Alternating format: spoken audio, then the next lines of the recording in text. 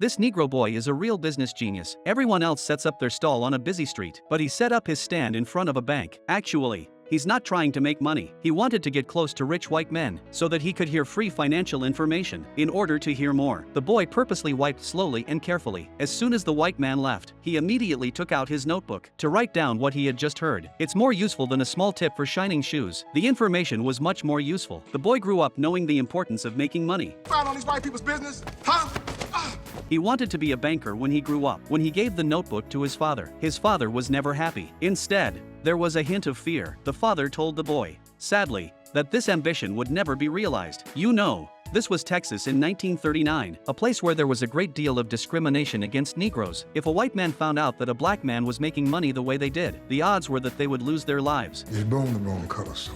The boy understood what his father was saying, but he believed that he could live the white man's way. Years later, the former shoeshine boy is now married with children. Wyatt brought his wife and son to Los Angeles. The racism was not as bad here, so he chose to start his business here. He had no place to live when he first arrived. The family had to live in his uncle's utility room. It's a small place.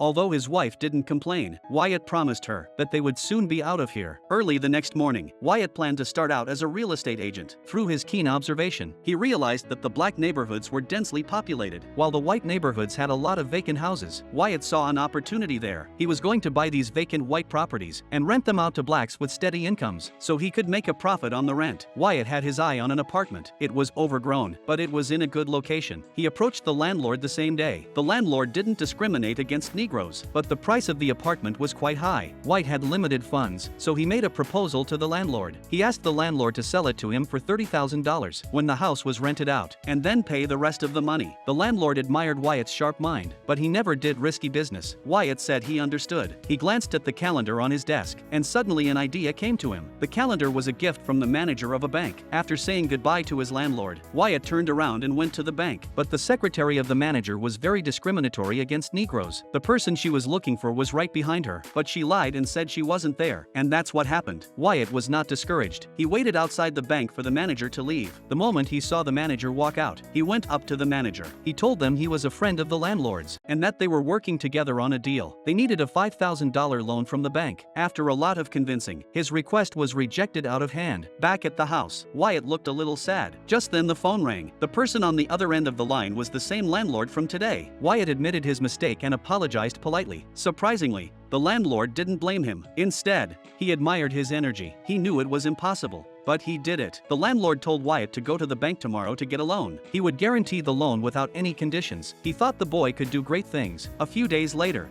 Wyatt took out his first loan. Wyatt took out his first loan and bought the first apartment of his life. But there was trouble on the horizon. An old white lady came home, was outraged to find two Negroes squatting on her doorstep, and accused them of stealing. Wyatt explains that she's here to renovate the apartment, and the old lady kept going on and on. She was adamant that they were thieves. When she found out the apartment belonged to Wyatt, the old lady's face turned pale. She went home in a huff, but it wasn't long before the police came to the door. He said to Wyatt, "You've been reported as the landlord of a renovation project." Wyatt said he did own the house, but the police officer scoffed in disdain. But the calm and collected Wyatt had seen it coming. He had the contract with him at all times. The cops checked and double-checked, fearing that the black man in front of him had forged the contract, confirming that the apartment was indeed White's. They had no choice but to leave. That night, Wyatt returned to the apartment. When the old lady saw him, she yelled at him to leave. After 6 o'clock, "It's not time for renovations." Wyatt wasn't offended. "You're saying the workers can't come in? I'm the owner of this house. I can come in whenever I want." The old lady looked incredulous. The next day,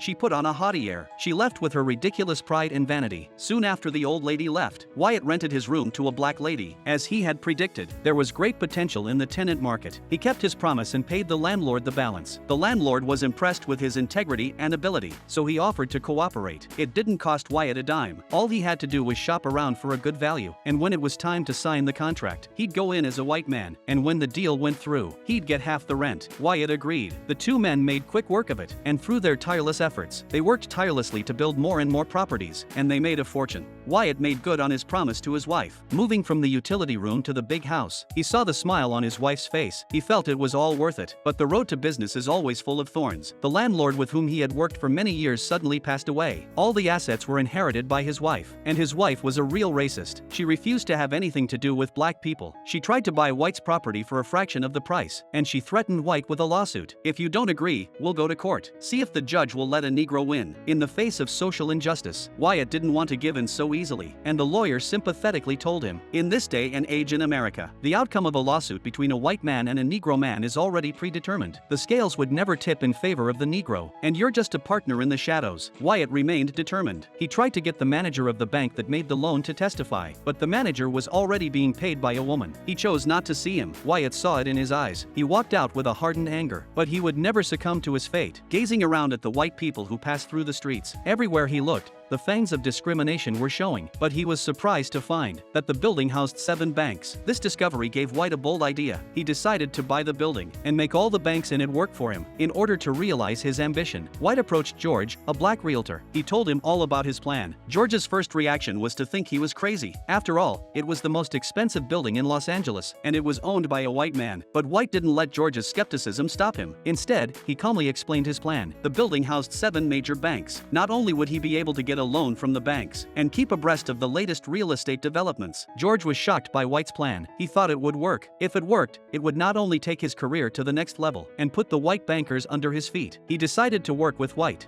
to achieve this ambitious goal. But because of the color of their skin, they couldn't deal directly with the white man, so they needed a white man. And White had someone in mind: Matthew, the laborer who helped him renovate his house. This young man did not discriminate against Negroes, and he had big ambitions. Soon, the two of them packaged Matthew. They taught him how to play golf and how to maintain good manners at the dinner table and the necessary financial knowledge. After a period of training, Matthew did very well. He had mastered the financial knowledge. It's hard to tell that he used to be a remodeler. The next step in his plan was to approach the owners of the buildings, but unexpectedly, they were stopped at the golf course. George wouldn't let them in because of the color of their skin. Matthew was terrified, and with George's encouragement, he found the courage to enter the course alone, while Wyatt watched from a distance, and Matthew lived up to his expectations. Matthew's skill with the ball had attracted the attention of the owners. Not only that, but he won the chance to negotiate with them. But the negotiation was a daunting challenge for Matthew. Wyatt kept his smile on his face because he had a plan. Through the nightlight from the building's windows, he had calculated the vacancy rate. He'd already calculated the profits and the costs. All Matthew had to do was memorize the key figures. On the day of the negotiation, no matter how much the owner inflated the value of the building, Matthew used the numbers. Seeing that the other side could not be fooled, the owner offered $500,000, so they bought the building for $1.5 million.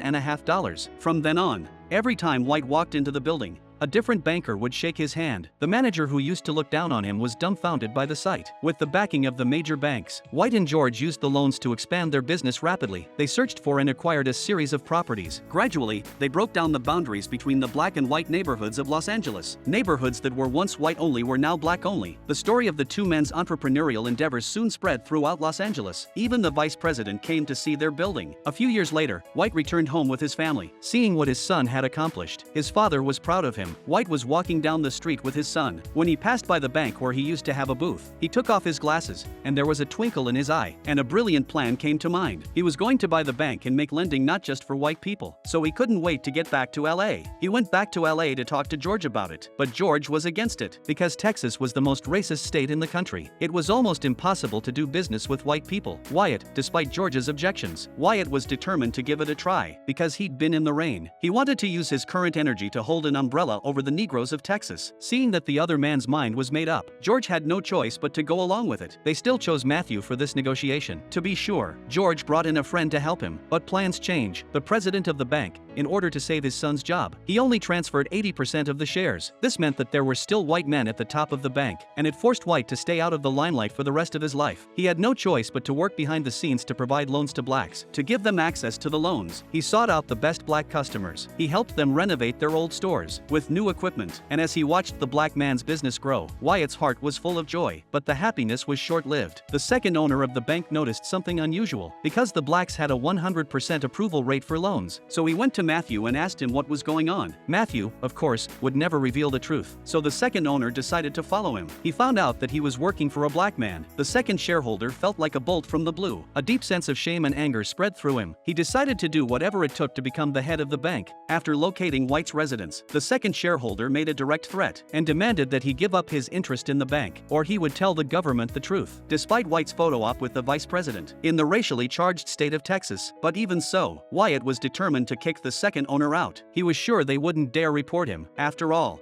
he owned 20% of the bank. If the truth came out, it wouldn't do either of them any good, but he underestimated the second owner's discriminatory attitude toward blacks. It wasn't long before White received a notice from the office of the comptroller of the currency. It said there was an anonymous report that they had made loans to Negroes in violation of the law, and that a review of the bank's finances would take place in 2 weeks. This unexpected news unexpectedly gave Matthew a chance to prove himself, but not to White and George. It was his wife. Since Matthew's family moved here for work, life had changed dramatically. To make it up to him, Wyatt offered to quintuple his salary, but Matthew's wife wasn't satisfied. In her eyes, Matthew was just a laborer. She was humiliated in front of her friends, so she used to brainwash him. She wanted him to be the boss, and Matthew took his image in front of his wife very seriously, and he took it to heart. Now the Continental Bank was in crisis. He proposed to buy another small bank and move Continental's lending business there. It sounded like a good idea, but Wyatt felt there were a lot of pitfalls that he and George didn't have the time to manage. And then Matthew said he could run the bank once it was acquired. That way, we could get the whole thing up and running. Wyatt sighed deeply. He knew better than anyone.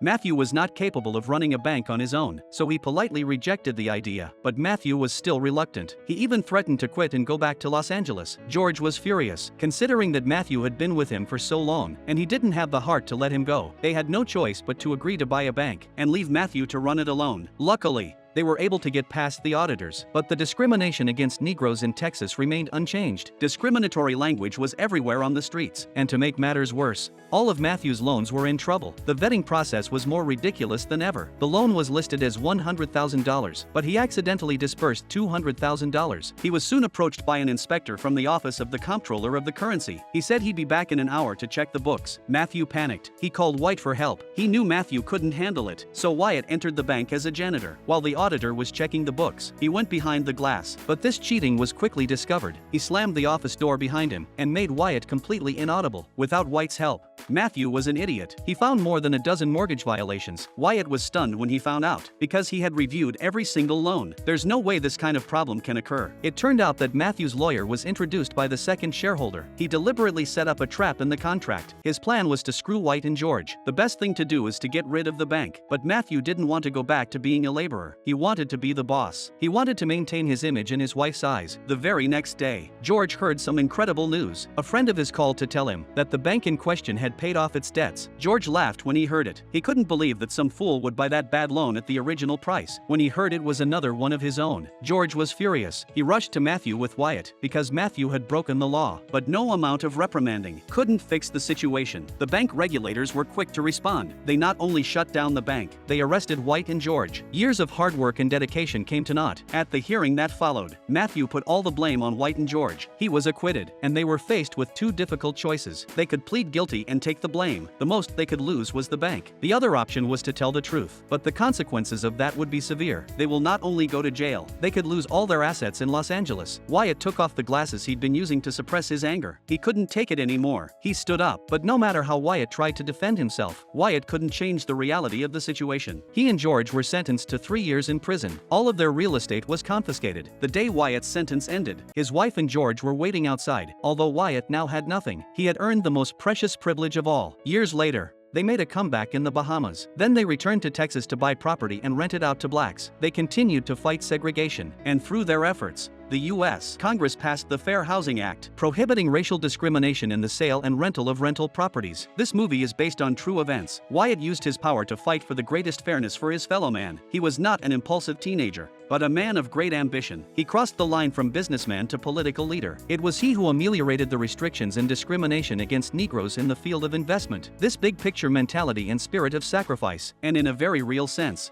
he made the perfect transformation of his identity. Reality is often crueler than movies. Today's story ends here. If you like it, please click subscribe. I look forward to meeting you again.